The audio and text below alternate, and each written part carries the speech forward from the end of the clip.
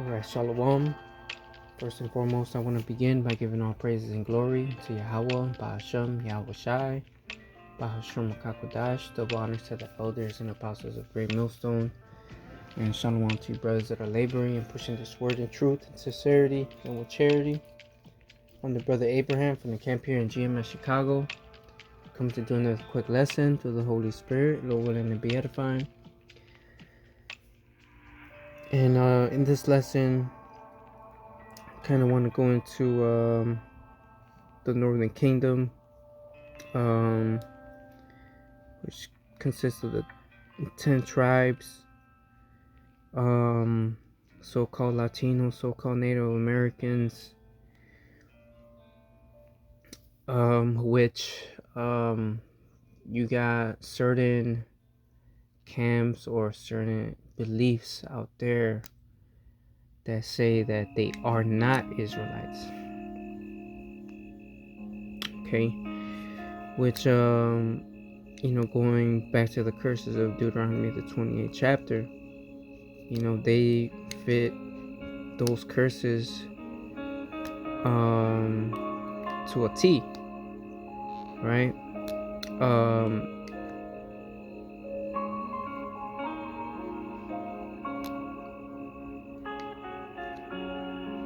So it's also a stumbling block in the nation of Israel. Okay. Which, if your eyes are spiritually open, you could clearly see that they are Israelites, man. All right. What I have here on the screen is the JewishEncyclopedia.com. All right, of 1906, the 1906 Jewish Encyclopedia. Okay. Because we, starting with the elders and apostles on down of Great Millstone, have taught that the Northern Kingdom consists of the so-called Latinos, so-called Native Americans or Hispanics, and even here, Esau's own resources will tell you what Arsareth is. And if Arsareth is America, which it is, it means that the Northern Kingdom came over here on this part of the world before Esau did, before Cristobal Colon did. Okay, and when he did come here in 1492, he pretty much stole the land from the so-called Native Americans, so-called Latinos. All right, and then what? He fed them what? Christianity. And to this day is a major stumbling block on our people.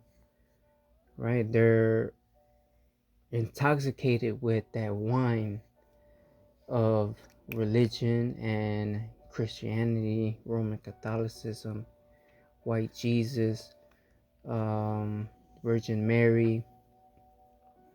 Okay. This was all thanks to Esau and his indoctrination. Okay.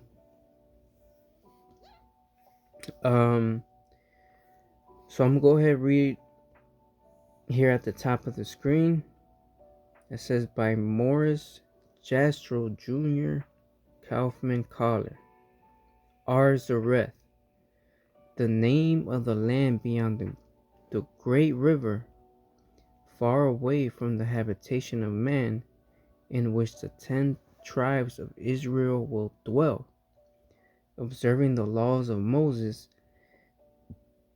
until the time of the restoration, according to 2nd Ezra 13 and 45. Columbus identified America with this land, all right, which Arsareth just means another land. Okay, so Columbus identified America with this land. And if you watch the movie 1492, I forgot what year it was, there's a scene in that clip, or in that there's a scene in that movie where Christopher Columbus is discussing the voyage, the trip that he must take to reach this land. The other person asks, "How do you know?" And he says, "Esdras, the book, because of the book of Esdras." Okay, because this is a prophecy. All right. So let's go ahead to and read that in 2nd Esdras 13.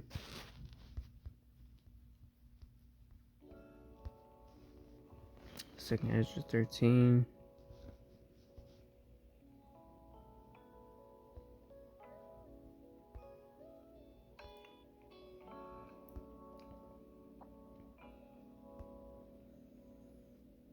Second Esdras 13 and 39. And whereas thou sawest that he gathered another peaceable multitude unto him, those are the 10 tribes which were carried away prisoners out of their own land in the time of Hosea the king, whom Salmanasar the king of Assyria led away captive, and he carried them over the waters, and so came they into another land.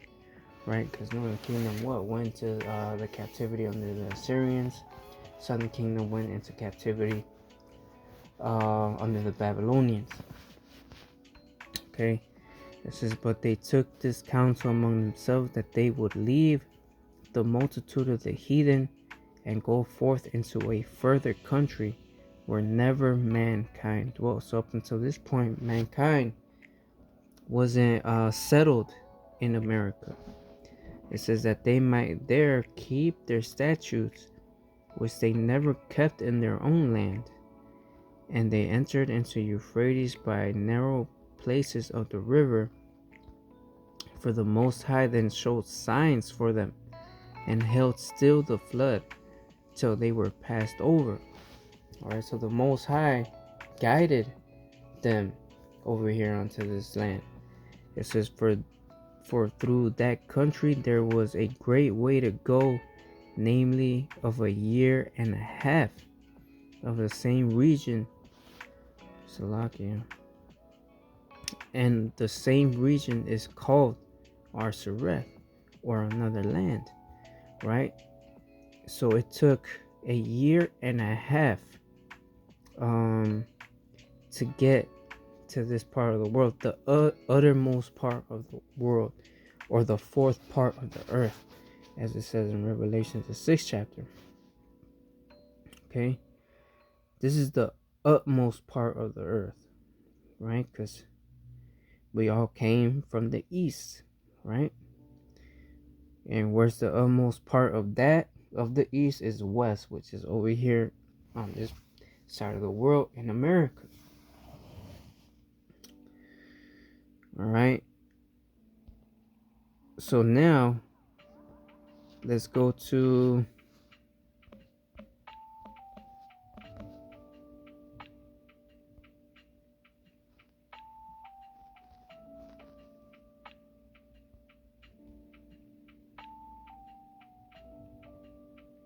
give me a second here.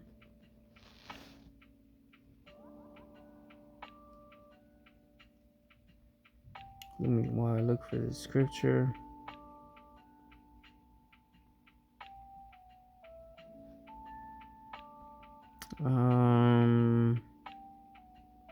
Here, I think it's here.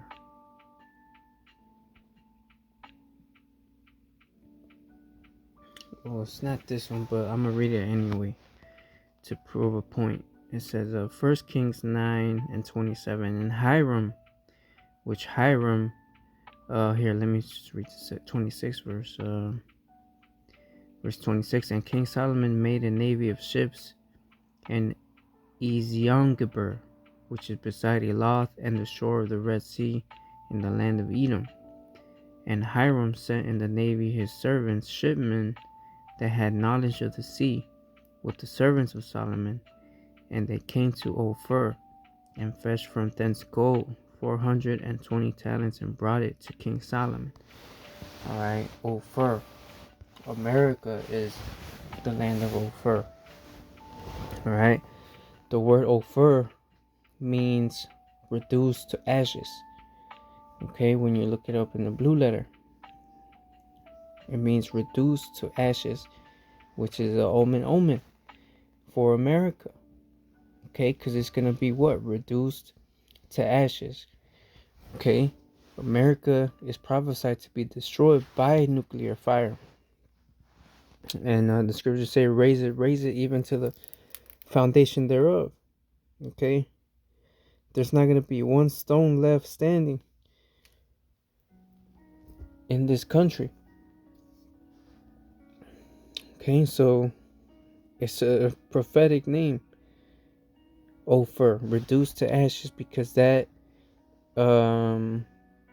is what America is gonna be reduced to, ashes. All right, now let me go back here.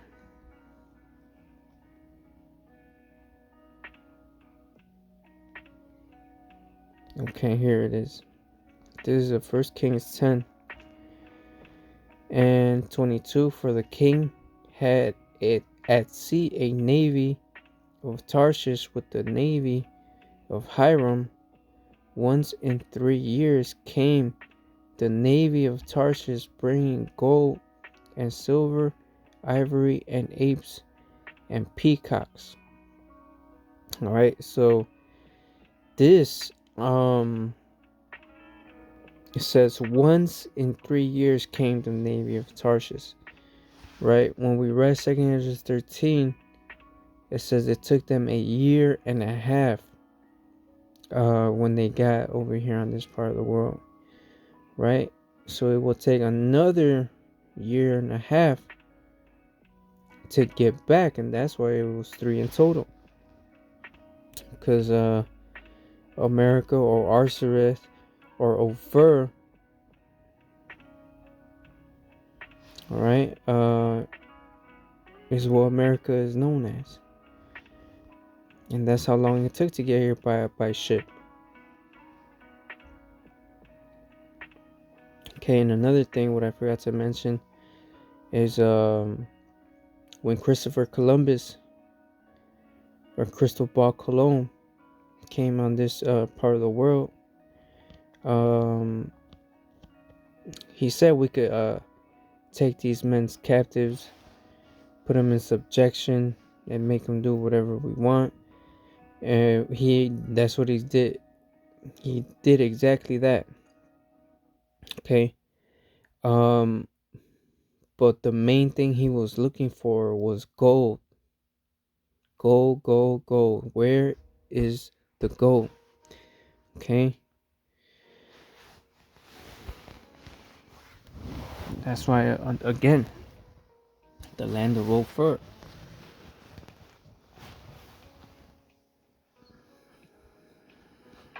Okay, because this is a very rich as far as natural resources goes. A lot of riches. This place was another paradise, man. Until Esau came over here and, so he did what he did. That's why this man has to be taken out of the way, because he done made the earth to languish, to mourn.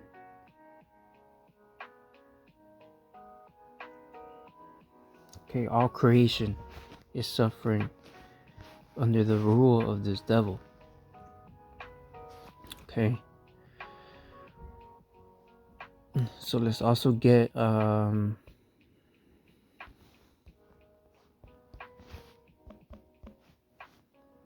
tribe of Issachar.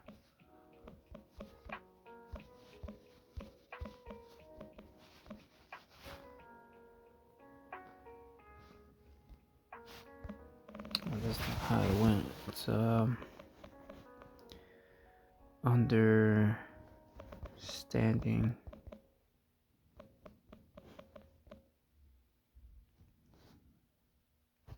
This is First Chronicles 12:32.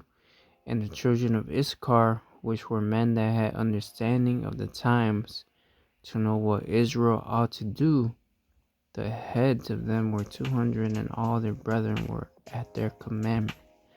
Right? Children of Issachar, which were men that had understanding of the times, to know what Israel ought to do. How did they do that? By looking at the stars and the signs of the heavens. Because by looking at the stars and the heavens and the moon, okay, there's a certain wisdom to it where it gave you certain revelations. So if it's gonna be a good year or a bad year, if some tragedy is gonna happen, there's gonna be a famine, and there's gonna be a prosperous year, things of that nature. They got a thing called Farmer's Almanac, right? Where based off the constellation, the signs of the stars and the heavens, it would determine if it would be a good year of crops or not. All right.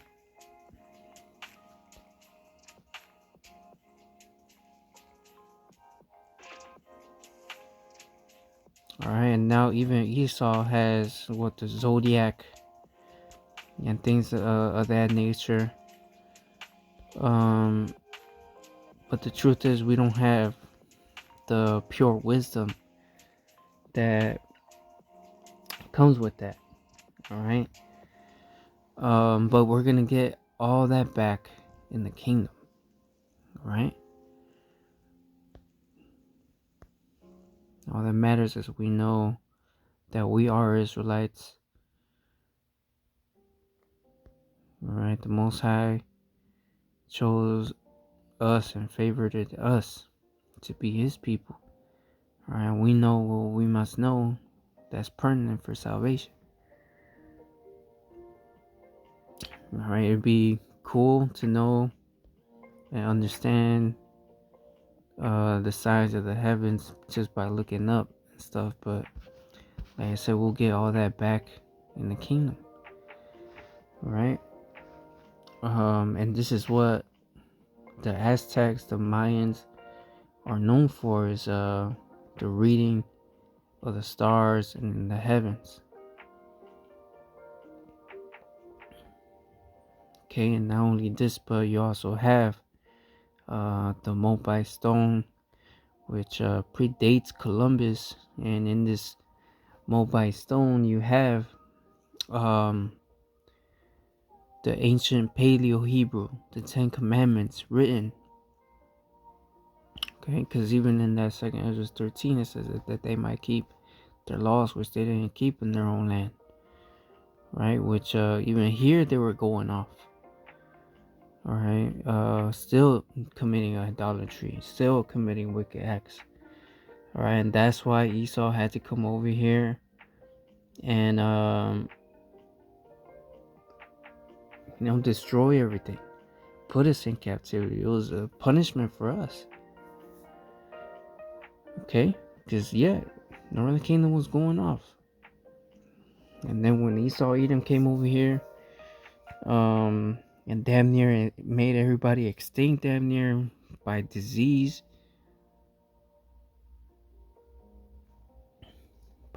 and murder. Guess what? He brought Southern Kingdom over here to fill in the gap. Yeah. And now this is the place. What? Let's get Jeremiah chapter 50 and verse 33. It says, "Thus saith the Lord of hosts, the children of Israel and the children of Judah were pressed together." The children of Israel, meaning the northern kingdom, and the children of Judah, meaning the southern kingdom, were pressed together.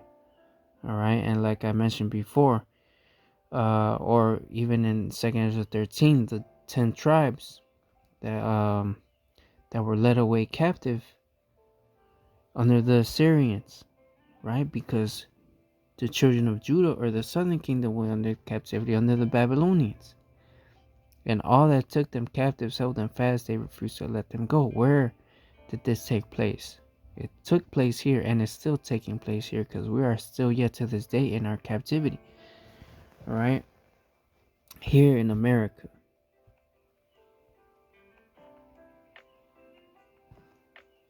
All right, and now you see the two sticks joining back together, the dry bones being made living by this word, by the breath of the Most High. Okay, so this is that great awakening taking place. All right, now let's get Genesis 49, the prophecy of Gad. Genesis 49 and verse 19, Gad, a troop shall overcome him, but he shall overcome at the last. Who's that troop? Esau, Edom, that came over here and overcame him.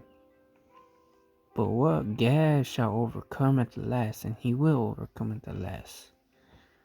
Alright?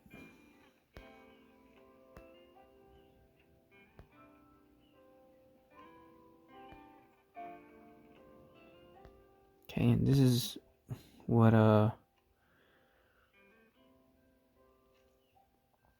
Jacob said. What Jacob said in Genesis 49:1, it says, and Jacob called unto his sons and said, gather yourselves together, that I may tell you that which shall befall you in the last days. Right? All of this was in the last days. We're in the last days, man. How much more now? All this took place already. We're almost. Okay?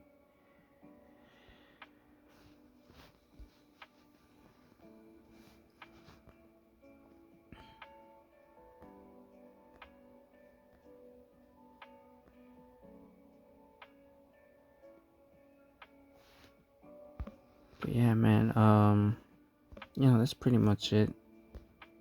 Don't really got nothing else. Just wanted to bring this out. Esau's own resources and Esau's own information. This was considered the wise of this world, the noble of this world. Okay? Because you don't want to take our word for it. Here's Esau's word for it. Alright, but yeah, that's it. I'm gonna go ahead and close out by giving all praises and glory to Yahweh, Ba'ashem, Yahweh Shai, Ba'ashem, Rakakudash, double honors to the elders and apostles of Great Millstone. Until the next time, Shalom.